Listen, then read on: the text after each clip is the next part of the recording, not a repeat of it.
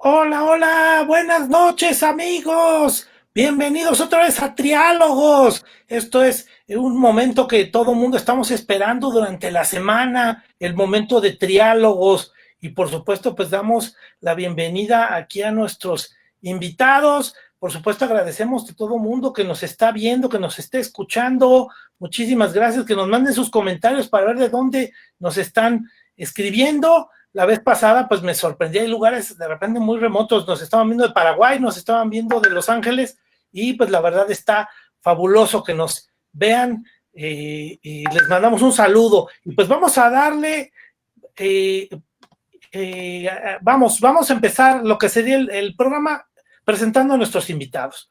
Y bueno, pues vamos a empezar, primero Jaime Villarreal, ¿qué tal? ¿Cómo está? Hola, muchas gracias, Héctor. Gracias por invitarme. Gracias. Hombre, siempre es un placer, ya sabes que aquí necesitamos la mente aguda, la mente que nos Gracias, ponga gracias. en aprietos para poder discutir y que no seamos los que creemos en una visión y una visión contraria, sino que hagamos el triálogo, precisamente buscar ese tercer punto de vista, esa tercera visión, esa alternativa de pensamiento, que yo creo que es la riqueza que buscamos en este programa.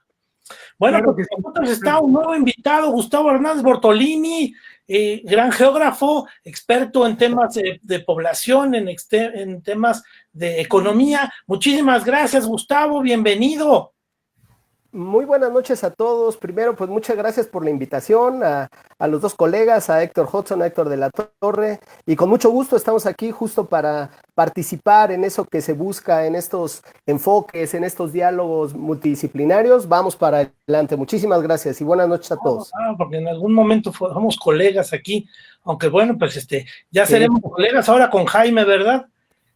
Bueno, y por supuesto, pues aquí la gran visión de nuestro gran pensador, Héctor de la Torre, gran filósofo, y muchas gracias, Héctor, por acompañarnos No, aquí. hombre, encantado una vez más, con muchísima ilusión renovada.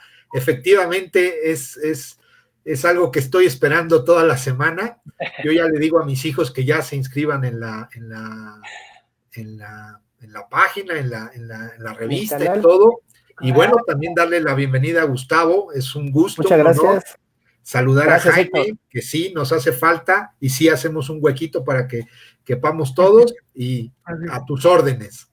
Mira, pues aquí ya nos escribe Miguel Atristén, espero que esté yo nombrando bien el apellido, dice que parecemos la Liga de la Justicia. Entonces, bueno, pues por supuesto, me imagino que aquí, bueno, pues por eso No tenemos... sé quién es Wonder Woman, pero bueno. falta, ¿verdad? Nos falta, tenemos que tener pluralidad. Bueno, pues Equidad. también Mac, otra vez nos acompaña Mac. Muchísimas gracias. Mac Hola, quiere colección de tazas, quiere una gran colección. Le manda aquí también Hola, Mac. a Gustavo. Bueno, pues vamos a empezar con nuestro tema. Nuestro tema de hoy precisamente va con la efeméride más cercana, que además debería ser muy importante para todos nosotros, que es el tema de la Revolución Mexicana. El viernes pasado fueron 110 años del inicio de la Revolución Mexicana. La revolución se llama inicialmente así porque Francisco Madero, en el documento que invitaba a la gente a sumarse a su causa, pues proponía que se levantaran en revolución. Así se proponía el tema, que se levantaran en una revolución en contra del gobierno de Porfirio Díaz, y pues a partir de eso efectivamente vino una serie de eventos, yo creo que con una velocidad a veces sorprendente. Yo cada vez que veo los temas me sorprende todo lo que pasó, pues en los primeros años una velocidad impresionante, y luego la guerra de facciones, y finalmente los años 20, que no deja de ser un tema de revolución que termina, bueno, pues ahí vemos también que se presentó la Guerra Cristera, del cual invito a todos nuestros amigos que vean el programa de Historiadores del canal de YouTube, Historiadores, el programa que se publicó, que se estrenó el fin de semana, fue acerca de la cristiada.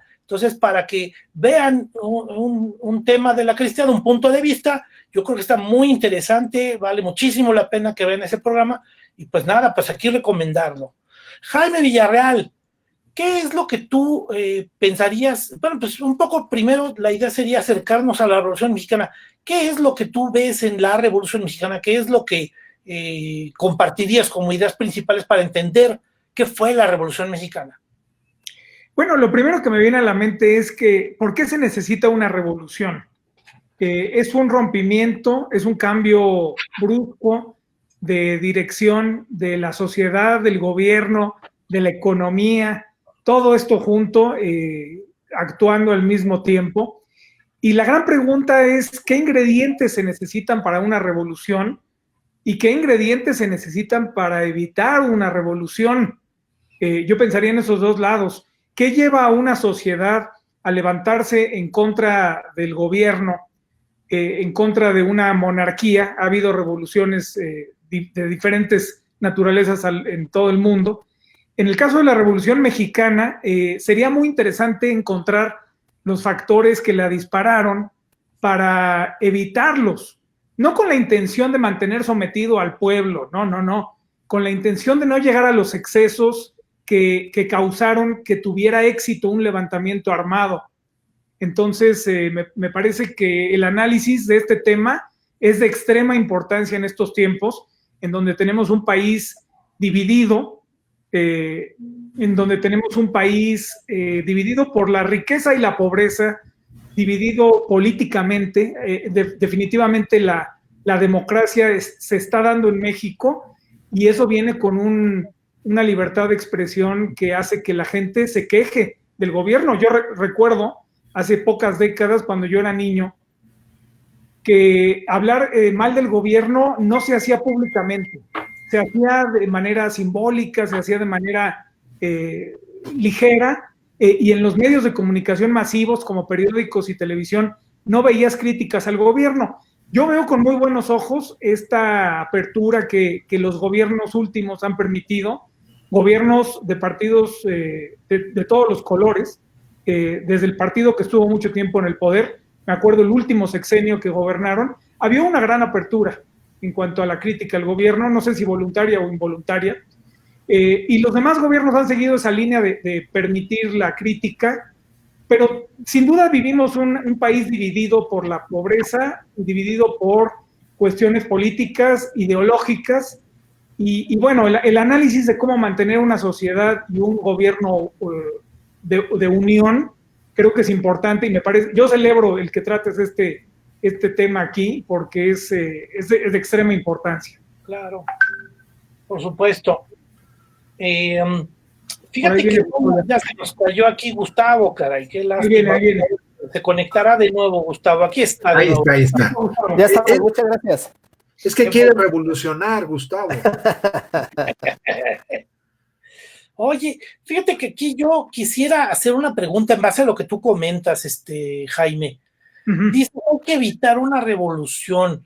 ¿Por Sí. qué? Porque creerías que la revolución es algo malo.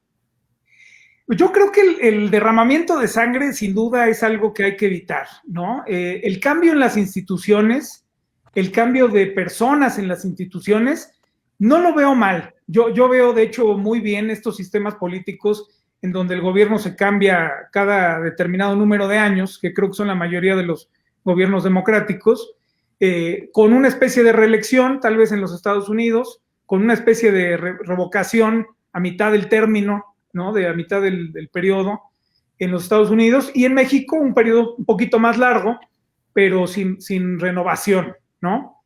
Yo veo bien el cambio de personas, veo mal la violencia.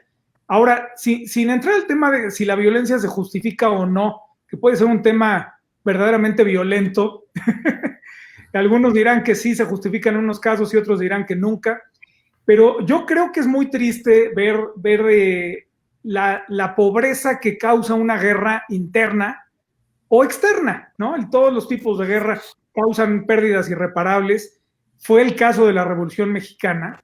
Se ganaron cosas en la revolución, seguramente lo vamos a tratar, pero también se perdieron cosas. Entonces, si la solución puede ser más diplomática, más suave, yo creo que de entrada es una opción más civilizada. Sin duda, a veces no se puede así. Correcto. Bueno, Sí, no está bien. La violencia es un tema, ¿verdad? Aquí sí. Betty Gutiérrez nos manda saludos, dice, super tema y super programa. Muchísimas gracias, Betty. Ya sabes que aquí vemos Super temas Betty. importantísimos, ¿no? Bueno, vamos a ver, Gustavo Hernández Bortolini. ¿Tú qué es lo que ves como un concepto de revolución? ¿Qué es lo que deberíamos entender como revolución? Jaime nos dijo, hay que evitar la revolución porque hay que evitar la violencia, ligando los dos temas juntos. Yo me acuerdo, por ponerte un poco también polémica en la pregunta, que hay una canción de los Beatles que propone que quieres hacer una revolución y que quieres cambiar el mundo. Y entonces, pues, ¿qué es malo? Yo creía, o bueno, creeríamos algunos que la revolución es buena. Bueno, digamos, creo que en esos contextos que me haces el planteamiento, que se queda la idea, pues yo pensaría que revolución, vamos, es sinónimo de cambio, ¿no? Entendería que de pronto es una necesidad de carácter social, ¿no? Porque me parece que como un movimiento de carácter social, cuando las sociedades están cansadas, están en el hartazgo, como ocurrió en México. México es un buen ejemplo de tantos años de Porfirio Díaz en el poder y todo enquistado y un México que no se movía, ¿no? Entonces creo que sí se necesitaba mover el país, se tuvo que preferir o elegir esta condición de este movimiento revolucionario de cambio, como lo plantea Madero, ¿no? De estar movilizando literalmente a las masas sociales en el país para poder buscar el cambio, ¿no? O sea, yo pensaría que en el caso de nuestro país, pues buscar un cambio más pacífico, sin violencia, como debió haber ocurrido, ya me parecía que en el contexto social que se vivía en el México de hace más de 100 años era verdaderamente complejo, ¿no? Me parece que era muy complicado, digamos, vamos a decirlo coloquialmente, que a la buena ocurriera un cambio que diera un vuelco a todo este contexto social en el que estábamos ya viviendo. Bueno, que vivían aquellos, ¿no? Correcto. ¿Y qué concepto, Gustavo, le agregarías a alguien que no entiende qué fue la revolución? Como para que entienda qué sí es. Dices, es una sociedad que está harta de Porfirio Díaz, que llevaba 34 años en el poder, contando el periodo que había gobernado su compadre. Y bueno, pues al final ese hartazgo llevó a un momento que después, ¿qué sería? ¿Cómo lo explicaríamos como problema? Porque al final yo veo efectivamente una guerra civil.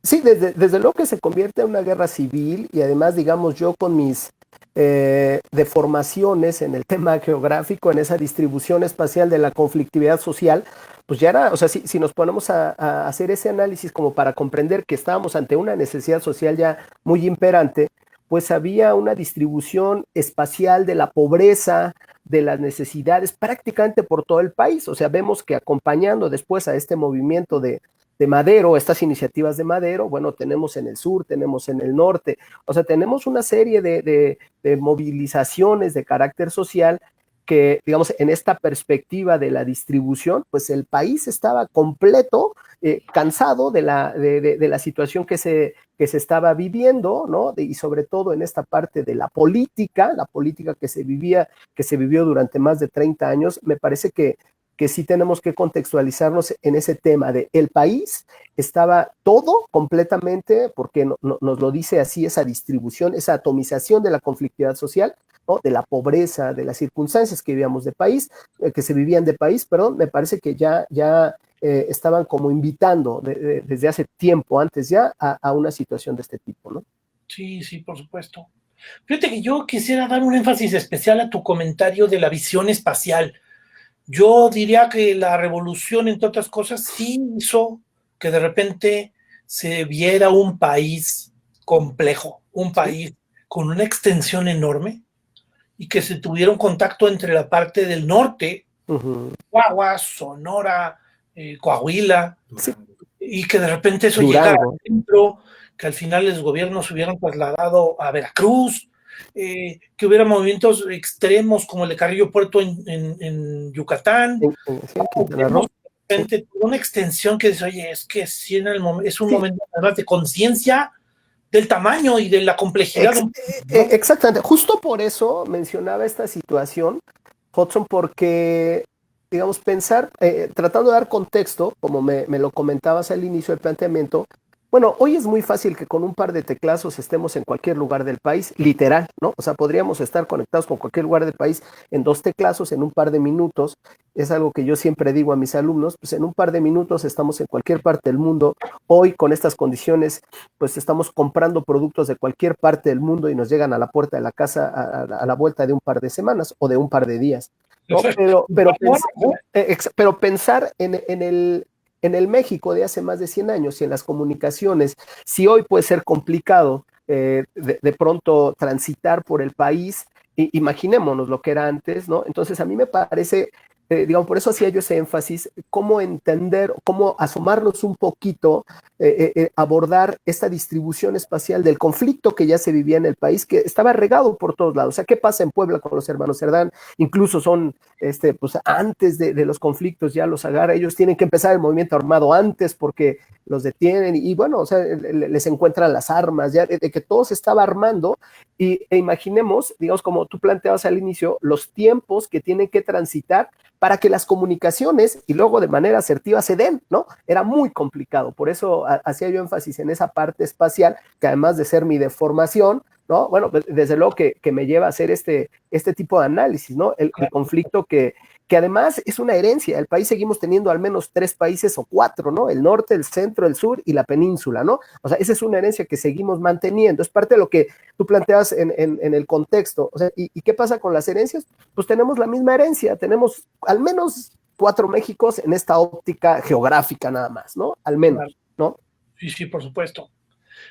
Bueno, pues yo invitaré a nuestros amigos que nos están viendo que nos manden sus comentarios y que digan también su punto de vista acerca de estos varios Méxicos que se pusieron en contacto, este gran evento que de repente también cambió un poco la historia. Héctor de la Torre, ¿qué nos comentas tú acerca del concepto y de la idea de Revolución Mexicana? Bueno, antes de tocar ese punto concretamente, me parece muy atinada esta visión de Gustavo, bueno, él dijo 4 Méxicos, yo creo que hay como 2000 Méxicos, pero sí es verdad, porque no solo es el México geográfico distinto, sino es el México económico distinto, el México cultural distinto, y justamente la Revolución Mexicana, que no se puede negar que es quizá uno de los puntos más importantes de nuestra historia, obviamente la independencia porque es el nacimiento, pero la Revolución Mexicana es una demostración hacia la misma historia mexicana de que el proyecto no ha cuajado, de que el país no ha logrado serlo, de que por eso, y lo digo con toda intención, por eso es vigente hablar de la Revolución Mexicana, porque en ese momento el aviso fue, a ver, esto está mal, esto no funciona.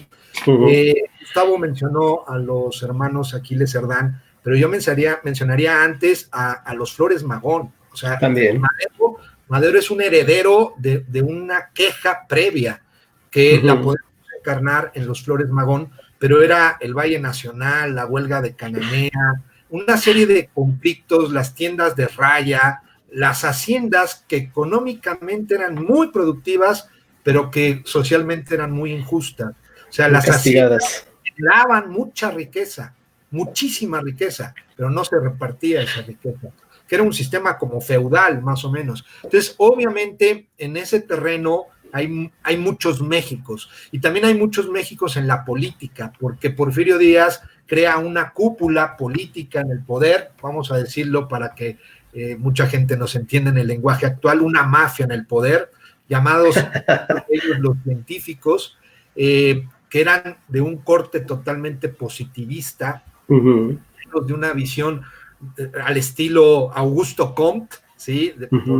Por Barrera y todo esto, Justo Sierra, no sé si nos vaya a dar tiempo de hablar de la educación, pero era un México que no cuajaba, era un México que no tenía unidad, era un México en el que había divisiones, sigue habiéndolas, y era un México que lo que provoca, y por eso coincido con lo que dijo Jaime, ¿qué tenemos que hacer para que no haya revoluciones mexicanas? ¿Qué tenemos que hacer para que no sucedan esas cosas?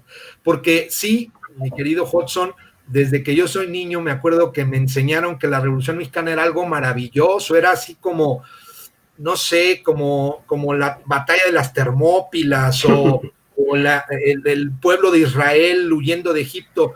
Y cuando uno se pone con más conciencia, lo único que encuentra con la Revolución Mexicana es que mexicanos mataron a mexicanos porque unos mexicanos pensaban diferente que otros mexicanos. Eso es la Revolución Mexicana. Correcto. Yo creo que, mira, yo quisiera reforzar algunas ideas que ahorita comentaste. Efectivamente, el contacto de varios Méxicos, yo creo que, por supuesto, había una visión geográfica, que es la que nos compartía Gustavo, pero había una visión de dos Méxicos. Por ejemplo, yo veo que uno de los grandes resultados de este periodo, que puedes ponerlo de 10 años, de 20 años o hasta de 30 años, pues es que sí cambió la relación, las reglas laborales, ¿no? Hablamos de temas de Cananea o de Río Blanco, del trabajo de los Valle Nacional, tienda, y donde, bueno, pues efectivamente vemos esas condiciones y vemos condiciones diferentes laborales. Hoy tenemos otros problemas, el outsourcing como un sistema de explotación, y bueno, pues ya eso lo vemos el día de hoy, pero por ejemplo, vemos ese problema laboral que sí cambió. Yo creo que vemos ese resultado laboral después de la revolución. Vemos, por ejemplo, también la relación rural, que por supuesto de ser prácticamente esclavos o siervos, los peones de Hacienda se convirtieron en tal vez en campesinos. Sí, en poseedores. Pero exacto, y poseedores, pero elegido no es una posesión, es un préstamo, ¿no? Porque la tierra no es de ellos. Y por supuesto también una destrucción del orden feudal, que realmente era el orden porfiriano. Pues yo creo que eso es un poco también una reflexión de por qué mi visión, que yo creo que no es una contradicción a lo que tú dices, por qué mi visión de que la Revolución Mexicana sí es algo, pues que sí logró cosas buenas, y sí podemos decir, oye, pues sí hay triunfos, sí hay cambios para bien, sí hay maduración y sí hay una mejora de país, y por eso es que un poco comparto, vamos, tal vez mi economía no es la más atinada al decir, es que la revolución fue buena, pero yo creo que sí los resultados de la revolución terminan siendo de madurez, de un mejor México, que todavía tiene muchos pendientes. Pero bueno, pues eso es un poco mi punto de vista. Jaime, ¿qué podríamos comentar sobre estas posibles ideas? No sé tú qué visión tengas acerca de estos pues, puntos de vista, que ya viste que no son 3, son más de 3. Claro. Son muchos. Sí. Bueno, me parece que es muy útil las tener diferentes perspectivas de un mismo problema. Y un análisis de muchos factores. Creo que una manera simple o simplista que tenemos los seres humanos de entender la historia es como decir, este presidente fue bueno, este presidente fue malo. El presidente actual es bueno, el presidente actual es malo. La revolución es buena, la revolución es mala. Evidentemente este modelo de aprendido y apagado no funciona para un análisis práctico. Pensar que Porfirio Díaz fue un mal presidente, creo que sería un gran error. Y al igual que sería decir que fue el mejor presidente. Hay cosas rescatables, hay cosas que no son rescatables. Ahora, la sociedad evidentemente llegó a un punto en el que respaldó un movimiento armado, factor importante. Es decir, la realidad se vuelve tan evidente, se vuelve tan pesada, que ya no es cuestión de que un grupo de poder, un grupo de disidentes opine que hay que cambiar las instituciones o los gobiernos, sino se cuenta ya con el respaldo útil de una gran cantidad de personas. Un golpe de Estado, se han observado golpes de Estado que no es lo mismo que una revolución, definitivamente no es tan complejo, pero se han observado golpes de Estado con un puñado de personas. Y se ha observado a veces que un golpe de Estado fracasa cuando no hay respaldo popular, aún teniendo el respaldo de las Fuerzas Armadas. Militar. En el caso de la Revolución Mexicana, creo que hubo injusticias que se trataron de resolver. Una de ellas es la propiedad la división de la riqueza, el reparto del fruto del trabajo, que en vez de que cayeran unos cuantos aliados del gobierno, ¿verdad? Siempre es así, sigue siendo así en todos los países. Hay una gran conexión entre los grupos poderosos y los gobernantes que es, yo digo que ineludible. Pero las diferencias se redujeron. Me parece, coincido contigo, Héctor, hubo una disminución, hubo una mejora, hubo un avance. Sin embargo, habría que preguntarnos, y con esto cierro mi comentario, habría que preguntarnos si en el mundo moderno no estamos cayendo en que ya no son haciendas, ahora son empresas. ¿Me explico? Entonces, mi pregunta, como decía Héctor de la Torre, también es ¿cómo evitar llegar a un punto en el que tengamos que pagar un altísimo costo para provocar un cambio? El poder tiende a acumular poder, ¿no? Y, lo hablábamos el otro día. Entonces, tiende a haber esas deformaciones a lo largo del tiempo cuando los gobernantes se quedan mucho tiempo, personas, partidos. Yo aplaudo la alternancia en el poder, me parece que es sano. Es costoso también, es incómodo, es mucho más cómodo tener un mismo partido durante 10 periodos, ¿verdad?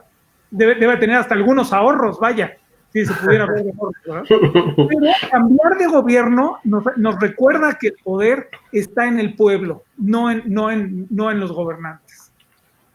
Bueno, yo creo que tocas varios temas muy importantes. Estás repitiendo, yo creo que uno de los principios básicos de la modernidad, que es precisamente el origen de los gobiernos.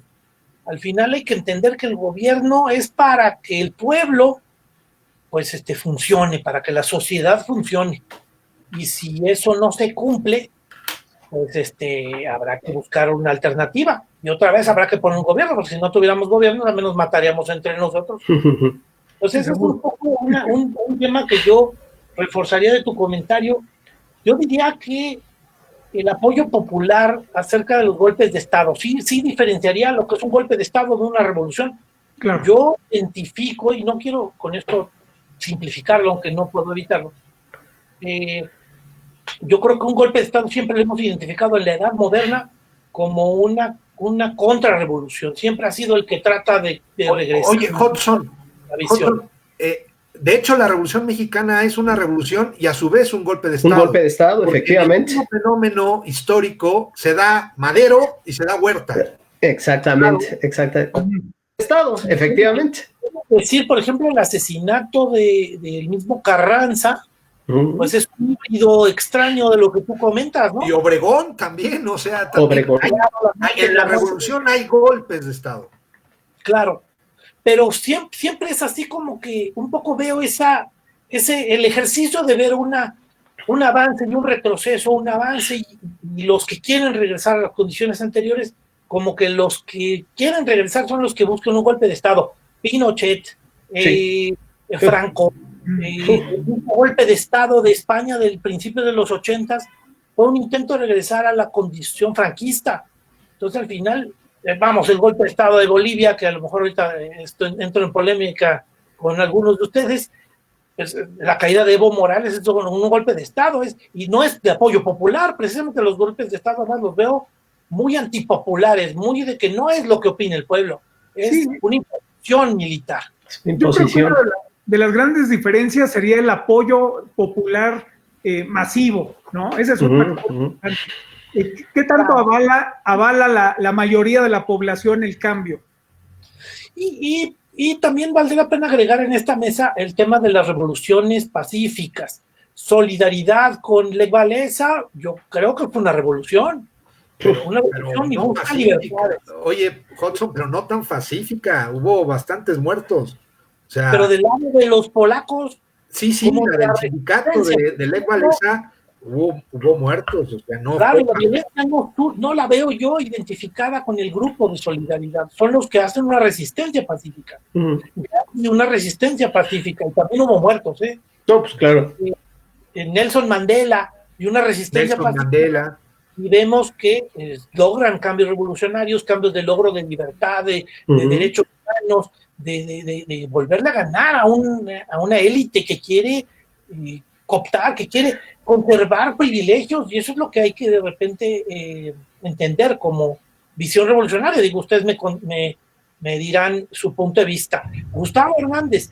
Sí, bueno, aquí yo, digamos, quiero un poco pensar con lo que se ha tratado, en que, así como decía Héctor de la Torre, que coincido, desafortunadamente, sí, un hecho que se da en la revolución es que entre mexicanos pues se estuvieron matando, o sea, estos grupos de los que hemos estado platicando, que se mataron. Sin embargo, creo que finalmente, cuando uno revisa un poco de manera general esta historia de la revolución, desde pues hasta tal vez el 28, con la muerte de Obregón, y creo que uno de los principales logros, desde mi punto de vista, es la Constitución de 1917 y los logros, ¿no?, que ahí se manifiestan, que decía, digo, por eso, como lo planteaba Sector, el tema de, bueno, es cierto que hubo pérdidas y pérdidas de vidas humanas, que es lo que creo que más se tiene que lamentar, pero planteaba Hudson también, pero es cierto que hubo cosas que se ganaron, o sea, la construcción de instituciones, como decía Jaime, o sea, la creación de instituciones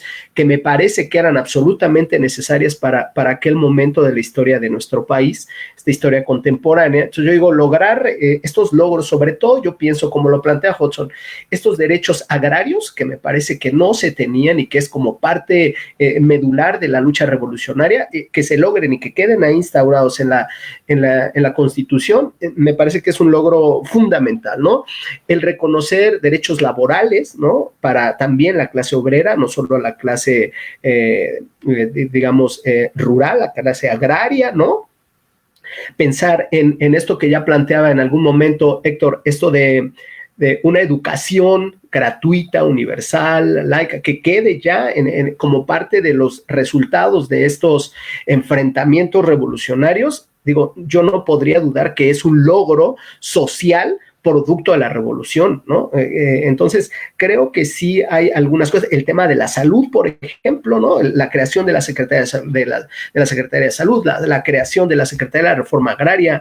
Es cierto que bueno, estos títulos de posesión y todas estas cosas que ya planteaba yo en algún momento de la discusión con Hudson previo al programa, estos temas que él me hacía un planteamiento, o nos hizo un planteamiento en el chat en términos de ¿y qué pasa con el planteamiento del neoliberalismo de hace 36 años? O sea, yo inmediatamente pensaba, efectivamente, ¿qué pasa a partir del salinismo con esta reforma agraria? Hoy ni siquiera tenemos Secretaría de la Reforma Agraria, que me parece que ya no hay que tenerla, ¿no? Pero tendríamos que plantear de por qué desaparece, ¿no? Si desaparece con un entendido lógico o está desapareciendo obedeciendo más bien a una orientación de carácter neoliberal y estas cosas. Bueno, es un rollo que seguramente plantearemos en otro momento, pero insisto, me parece que sí hay una serie de logros sociales importantes que incluso marcan como las bases del Estado moderno en el que hoy estamos viviendo, ¿no? O sea, sin duda,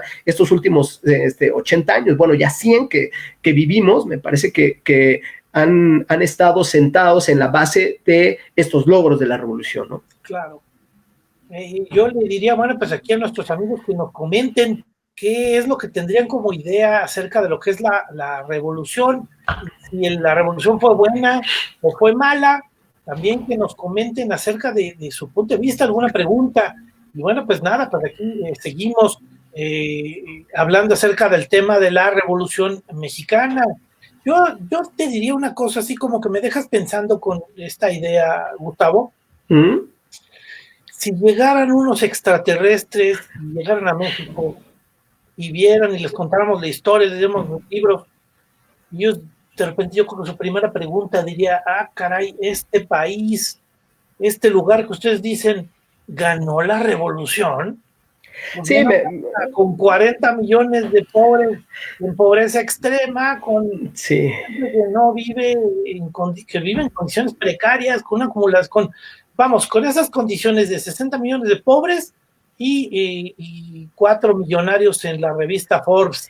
Sí, bueno, yo, digamos, ahí desde luego que pensaría, si vienen estos extraterrestres y si me tienen que preguntar a mí, pues yo les diría que no ganó la revolución, porque efectivamente, como lo decía Jaime en su intervención inicial, bueno, creo que podemos ver que la riqueza sí se siguió concentrando en unos cuantos y la pobreza se siguió atomizando por todo el país, ¿no? Sin embargo, se democratizó ese planteamiento que hacías tú, Héctor, que parece también muy, muy adecuado, pero creo también que lo que hoy podemos entender como este desarrollo de país, sí creo que debemos mucho, ¿no? O sea, tú decías 40 millones de mexicanos, bueno, lo que reporta el INEGI, que es una institución oficial, es que ya andamos por los 63 millones, ¿no?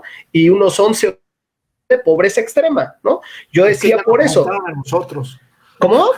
Ya nos contaron a nosotros. Ya, desde luego que ya somos parte de esa estadística, ¿no?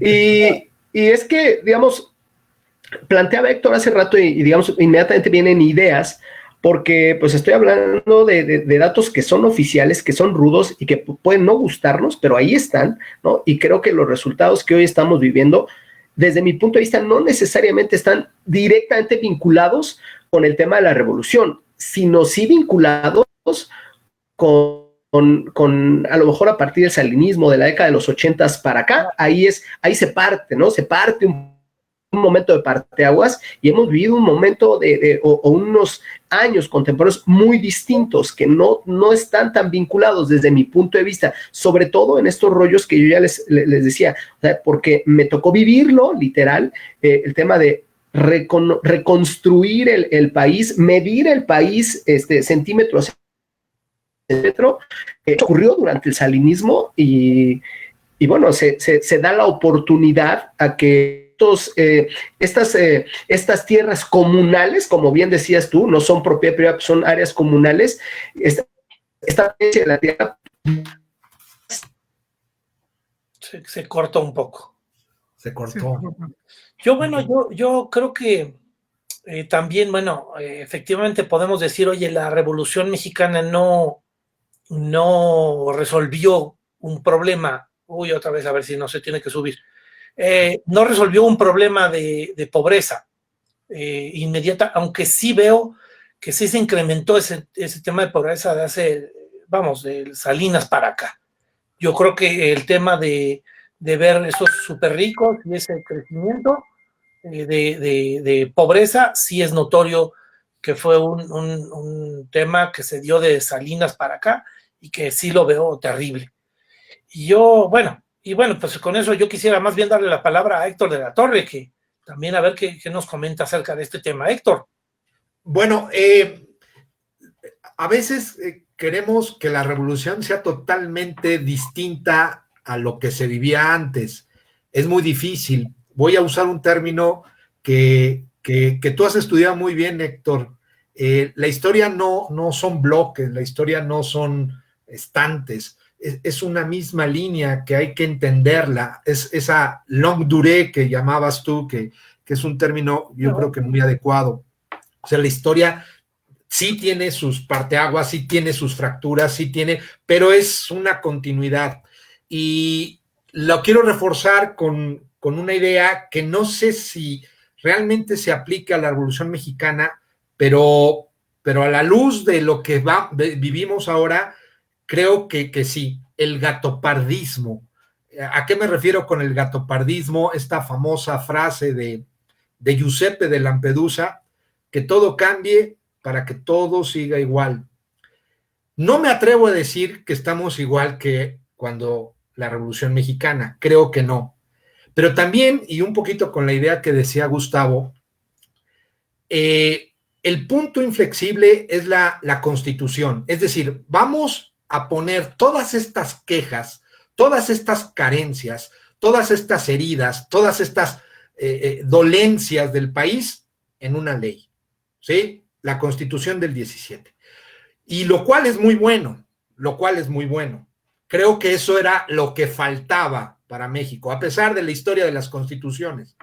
Pero la del 17 creo que es la que dice, a ver, campo, educación, salud, justicia, trabajo, etcétera, etcétera, están faltando legislarles, ¿sí? Vamos a ponerlas.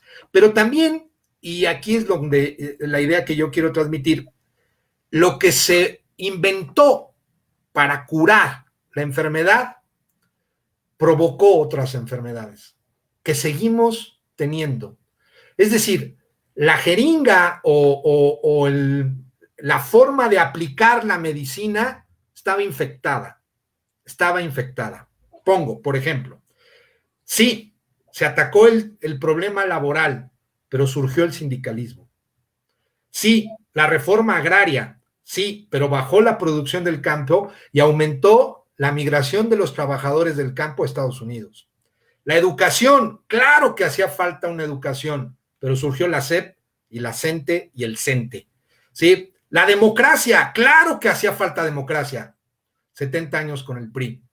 ¿Sí? La Constitución se vuelve como una Biblia.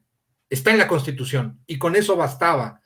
Y también la idea de la historia oficial, donde se nos presentan héroes, personajes inmaculados y, como lo decía Jaime Villarreal, y perversos, los buenos contra los malos. Pero es tan compleja la Revolución Mexicana que, ok, todos coincidimos que el malo era Porfirio Díaz. Porfirio Díaz creo que se fue en mayo. O sea, el problema de Porfirio Díaz se acabó. Sí, ¿sí? Cinco Luego, meses de revolución. 5 meses, exactamente. Toma el Ipiranga y vámonos a París, ¿no? Esa es una buena decisión, irse a París. Y luego viene, creo que sí, todos apoyamos a Madero, pero Madero no hace mucho. Madero es muy inocente. Huerta, ok, todos contra Huerta. Ya logramos quitar a Huerta un poquito por la presión de Estados Unidos por los barcos de Veracruz. ¿Y ahora qué hacemos? Pues nos matamos entre nosotros. Y sin embargo, somos herederos todos de una visión del héroe revolucionario como inmaculado, del Pancho Villa jocoso, simpático, pero que es un asesino, del Obregón serio, pero que es también alguien que habría que poner en la balanza, de Carranza, el constitucionalista, pero que no reconoce a los demás que están en la misma constitución y que termina siendo muerto en Tlaxcalantongo, ¿no?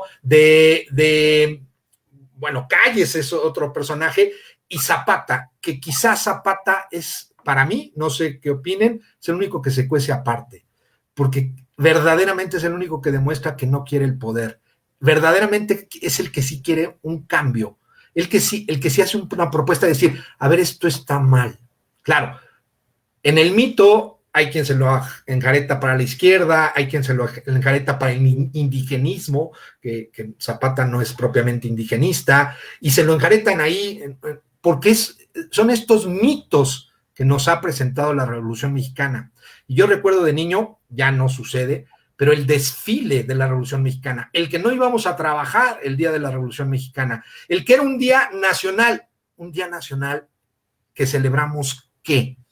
Que nos matamos, que nos ensangrentamos, o que tuvimos IMSS, sindicatos, PRI, reforma agraria, CEP, una constitución, etcétera, etcétera. Un gatopardismo.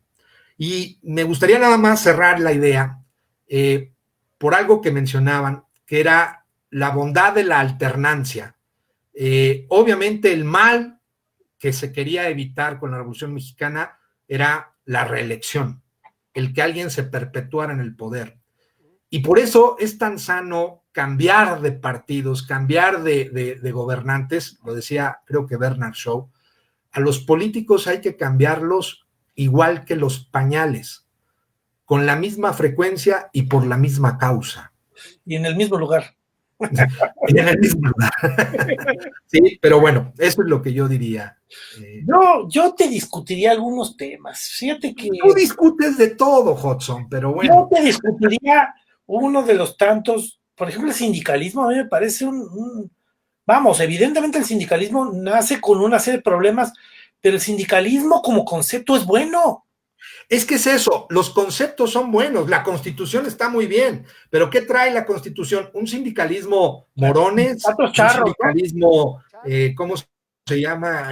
Fidel Velázquez, un sindicalismo Elvester Gordillo. Sí, corporativo, ¿no? Eso, o sea, son mafias. O sea, que bueno, que al final también tratan de encaminar, vamos, no quiero defender ese corporativismo y ese bloque compacto de corrupción que al final terminó evidenciando los sindicatos de esa época priista que vemos de la segunda mitad del siglo XX bastante mala. Yo te diría que el sindicalismo como concepto es bueno, porque es la defensa No, claro, de los claro, el trabajadores y sindicalismo sus es derechos. hasta Lech Walesa.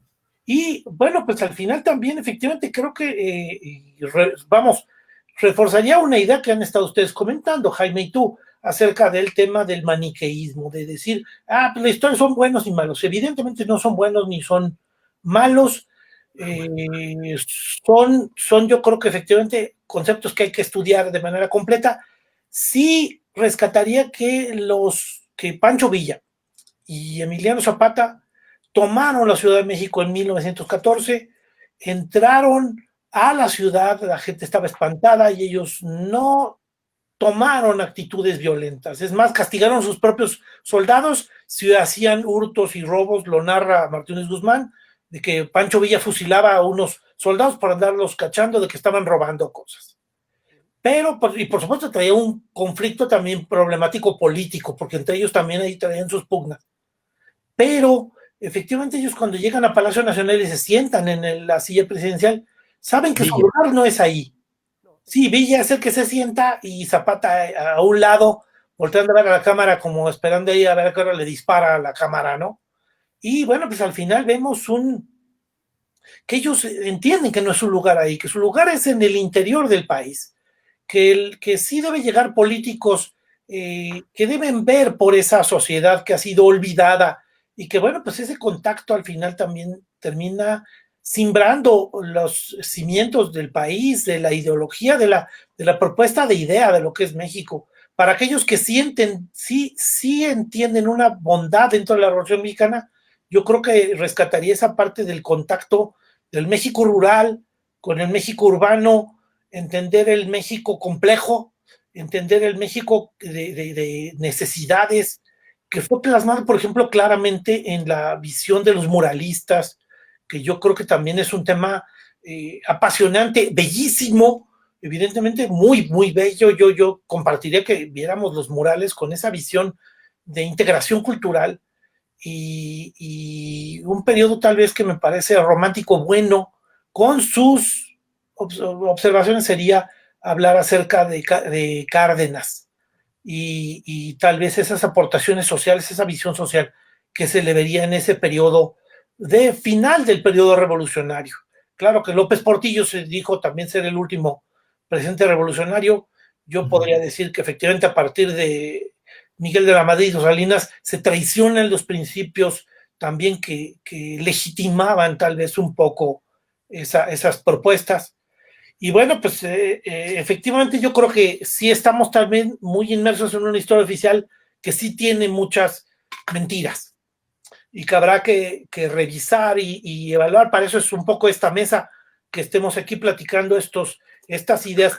Ya nos queda poquito tiempo. Yo quisiera una intervención corta de unos 2 minutos de cada uno de ustedes, pues para ver qué ideas podremos compartirle a nuestros amigos que nos están viendo, a quienes van a ver el programa después grabado, ya sea en el canal de Triálogos en YouTube, o que vean el programa en la revista Corpo Sano, que también ahí están publicados todos los videos que hemos estado trabajando y que hemos estado compartiendo. Y bueno, pues a ver, Jaime, ¿tú cómo verías? ¿Qué es lo que compartirías como idea de conclusión de esta mesa? Bueno, yo concluiría que nos corresponde a cada uno analizar nuestro papel dentro de la sociedad, ya sea como gobernantes, como gobernados, como votantes, como votados, como empresarios, como trabajadores, como gente del campo y como gente de ciudad. Preguntarnos si la revolución se logró, si la revolución ganó, si definitivamente hubo cambios. Pero si preguntarnos si las condiciones no se están repitiendo sistemáticamente de manera inevitable, si las raíces de las divisiones y los distanciamientos de todo tipo entre los mexicanos y entre todos los pueblos en general tienen que ver con raíces profundas que hay que solucionar. Evitar el conflicto armado me parece que es una parte obvia. Es una parte que yo creo que hay que analizar continuamente como ciudadanos ¿cómo estoy colaborando yo para crear una revolución pacífica? Este cambio continuo que también se ha demostrado históricamente que se puede dar. Y bueno, esa sería mi conclusión, cuestionarnos sobre nuestro papel en donde estemos sobre este tema. Claro, por supuesto. Gustavo Hernández, ¿cuáles serían tus conclusiones sobre esta idea que hemos estado platicando de la Revolución Mexicana? Ok, dos muy breves, dos muy breves opiniones. Una, que todo lo que comentó de manera sintética Héctor de la Torre, como decías, habrá muchas cosas que ojalá que tengamos un foro más largo y podamos seguir discutiendo, ¿no? Yo pensaría que parte de estas, concluiría primero que parte de las herencias de este México que hoy vivimos tan dispar, ¿no? Así, con tantos problemas de carácter social como pobreza y como concentración de riqueza, todas estas cosas, desde mi punto de vista, son también una herencia de la revolución, partiendo de calles y del papel que jugó el PRI durante todos estos 70 años o más de 70 años. Esa sería como una primera conclusión. Porque creo que todo eso, el sindicalismo y todas estas cosas que mencionaba Héctor, van muy de la mano con ese poder que ejerció el PRI durante muchos años. Y como decías por ahí, el poder pues hace que se acumule más poder. Entonces creo que era la manera de acumular más poder por parte de ese priismo que nos fue asfixiando también durante más de 70 años. Y por otro énfasis un poquito, como una segunda conclusión en lo que tú planteabas de estas diferencias de los espacios urbanos y rurales en México. Bueno, justamente decir que el México de hoy es un México exactamente inverso al México rural y urbano del inicio de la revolución. Mientras que antes el 70 o el 80% de México, de la población de México, era rural y solo unos cuantos, alrededor del 20%, eran urbanos. Hoy tenemos exactamente el dato inverso. Tenemos 20% de la población en el ambiente urbano y el resto en el ambiente urbano el 80% y solo el 20% en un ambiente rural que, dicho sea de paso, olvidado, sin política pública durante 100 años en materia de desarrollo agrícola o agrario. No tenemos seguridad alimentaria en el país, no somos sustentables para poder comer el maíz que nos estamos comiendo todos los días. Compramos el 70% del maíz diariamente, por eso comemos tortillas amarillas y un montón de complicaciones que ahí derivan porque la gente ya no vive en el campo ni vive del campo, ¿no? Con eso concluyo. Sí, impresionante el dato, ¿eh? Héctor de la Torre. Bueno, yo quisiera concluir tomando ideas de Jaime y de Gustavo, también tuyas, pero eso, ¿no? Que tomemos conciencia, que este foro también sirva para eso, y un poquito por eso el título, que como lo dijo Gustavo, bueno, él veía 4 Méxicos, yo veo como 1000 Méxicos, y que mientras no veamos que somos muchos de muchas maneras, y que no intentemos a partir de esos muchos y de muchas maneras hacer verdadera unidad, pues las condiciones de la Revolución Mexicana podrían repetirse. En otro escenario, en otra geografía, ya no el 20-80 rural-urbano, que ahora es 80-20 urbano-rural, pero sí la diferencia cultural, la diferencia social, la diferencia económica, la diferencia incluso hasta étnica. Entonces, yo creo que nuestra labor, nuestro espacio, al tener acceso al conocimiento y a la cultura, es hacer ver que hay muchos Méxicos, pero que sí se puede hacer un México. Esa sería mi conclusión. Sí, por supuesto. No, pues muchas gracias. Carmen Juárez nos mandó saludos. También, bueno, pues agradecer también los mensajes de Betty, de Mac, de Miguel.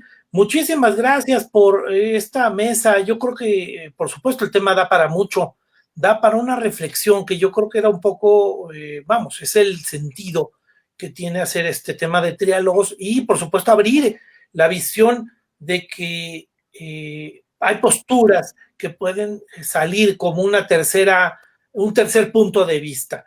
Y bueno, pues yo creo que esa es la riqueza de esta mesa, de sus puntos de vista, de sus contribuciones. Y pues yo les agradezco, Gustavo, Jaime, Héctor de la Torre, muchísimas gracias por acompañarnos en este gran programa. Muchísimas gracias Hombre, gracias a todos, Jaime. Gracias. Pues muchas gracias. Nos vemos la próxima semana en Triálogos. Gracias, hasta luego. Hasta luego.